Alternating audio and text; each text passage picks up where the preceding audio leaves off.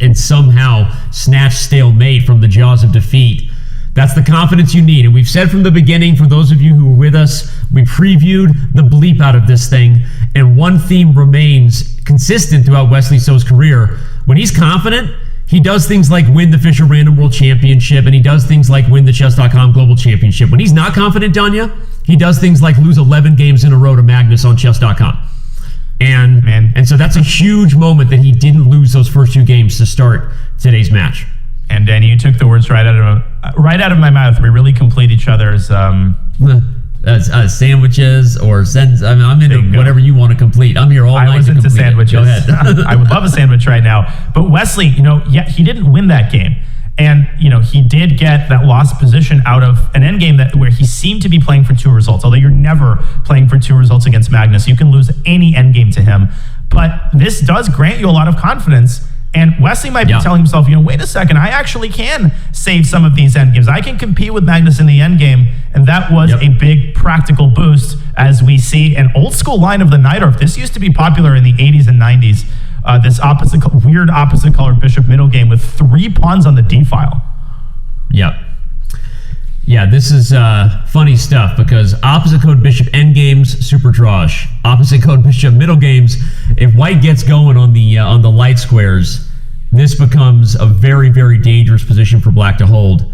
And they have a lot of time on the clock here, which tells me both of these players at least know something about this one, even if they haven't looked at this theory in a while.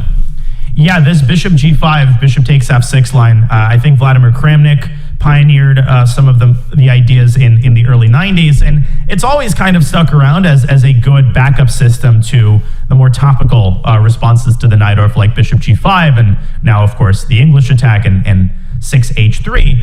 I think the position is dynamically equal. Black has good chances to generate pressure on the queen side. The queen from d8, it can come out to a5. The rook from a8 can come out to e8, grabbing control of the e file. And I'm just not really seeing white's attack yet. Although if Magnus plays h4 and then sneaks that g pawn up the board, Danny, you can't fall asleep either if you're Wesley on the king side. Yeah.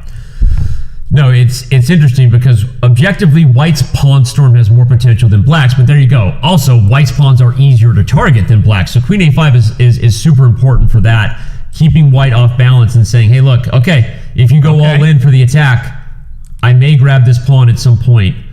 Note that it's not a thing you really do right now, but if one example is if you take with the queen, I think that white can just trade and win material back, but okay, rook e8 instead, which is the move you were calling for.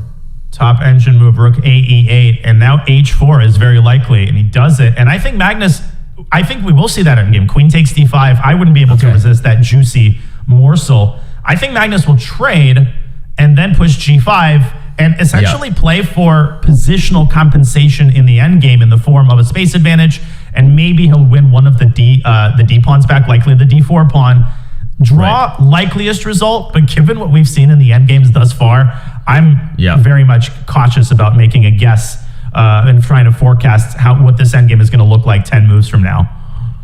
No, but you're right. Wesley takes the pawn when it was more appropriate. When I was highlighting that you wouldn't take it earlier, this rook was not on e8. Exactly. And bishop e4 would have been a move. And so the whole point is now Wesley has taken the pawn at the right time. And... a3. Such a Magnus move. You know what he's thinking about? I swear Magnus is already trying to set a long-term trap where this rook runs out of squares. You're totally right. It's not b4 and f4. It's not crazy to think about that. Magnus is devious right now. He wants to set a long-term opportunity for his opponent to blunder. You and I have said that a lot. He does that better than anyone in history, right? Create chances for his opponent to go wrong. And let's just see what happens. And a3 is one of those moves that you can easily look past. But if he wins the game, it's going to be one of the reasons that he did. Because he forces Wesley to make a difficult decision. Guess what?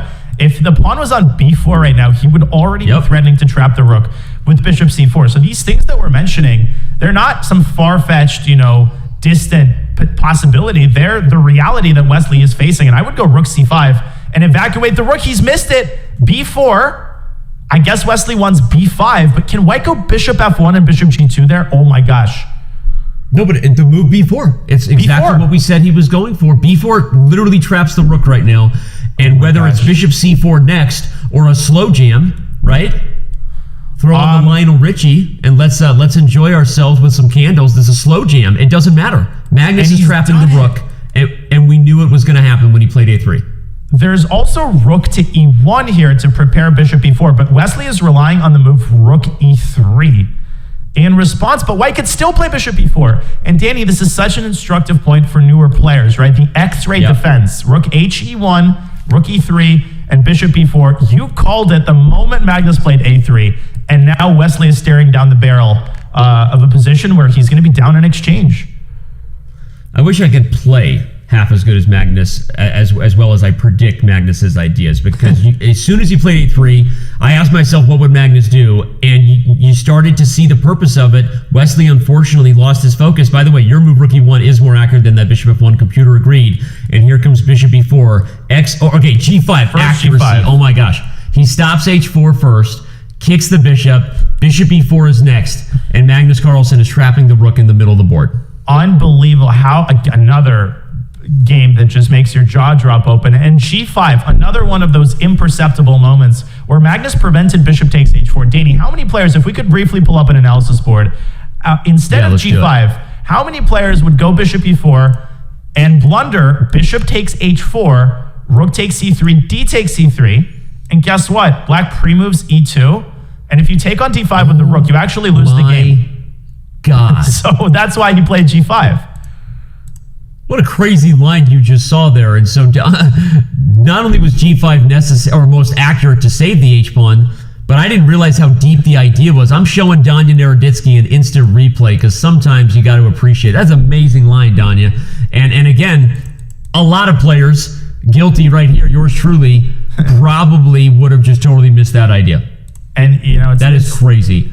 He's an artist, right? And this is what artists do. And Wesley resigned.